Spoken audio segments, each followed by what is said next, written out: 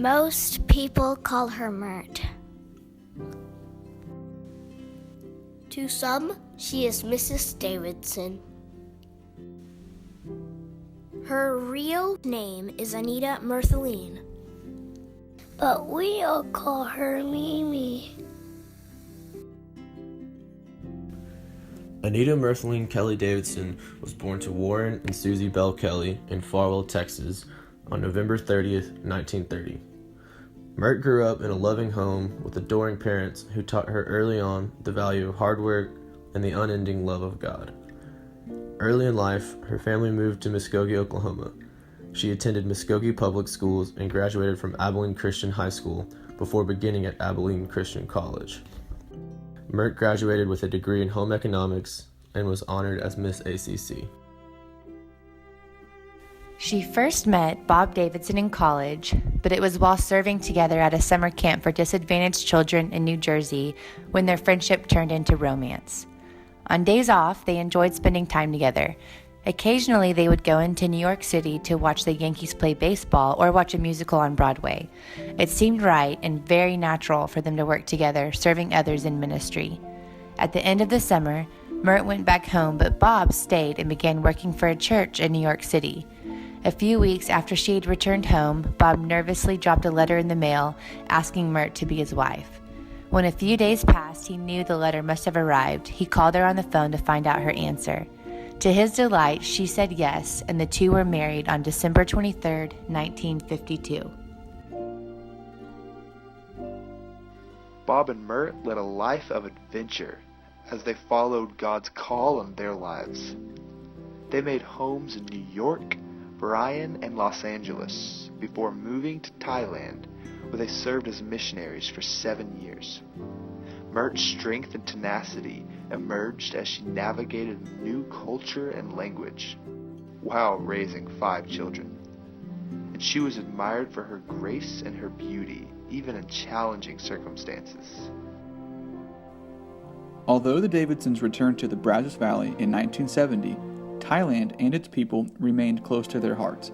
They returned dozens of times, ultimately bringing with them hundreds of college students through Aggies for Christ, planting in them a seed for missions and exposing them to God's work around the world.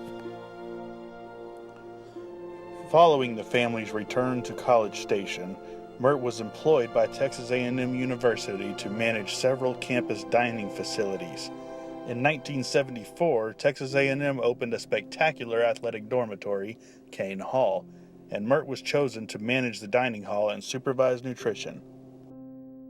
Her natural gifting of creativity and hospitality transformed Kane Hall into a powerful recruiting tool for Texas A&M's athletic department.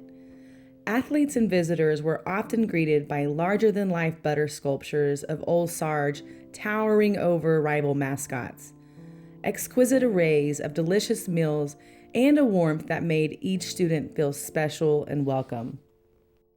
She exemplified servant leadership, and it was not uncommon to see her washing dishes or peeling potatoes alongside her staff. Coaches, staff, and athletes alike would tell stories of Myrt's generosity and hospitality for years after they left campus.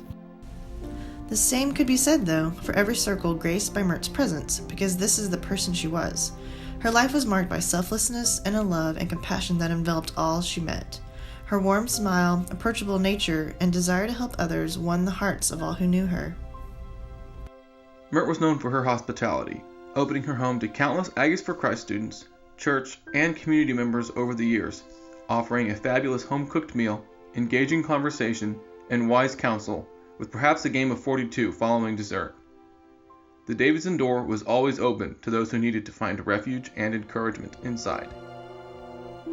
Myrt had the rare ability to immediately elevate the spirits of all who came to know her. To know her was to be loved by her, and her love of others came from an overflow of a heart that first loved Christ.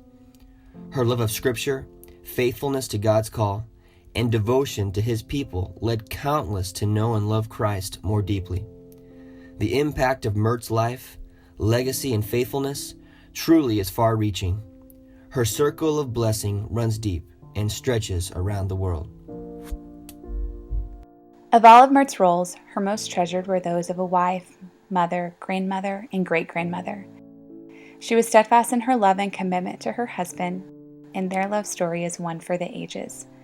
Her adoration of her children and grandchildren was palpable, and she was tireless in supporting their milestones, sports and academic engagements, and spiritual well-being. On Tuesday, April 18th, just before noon, at the age of 86, Myrt was ushered into the arms of Jesus, the object of her life's work and affection. She is our role model and inspiring example. She leaves behind a loving family, her physical family as well as her spiritual family, a family forever changed for the better. Today, we celebrate her legacy, her influence, her example, and her life well lived.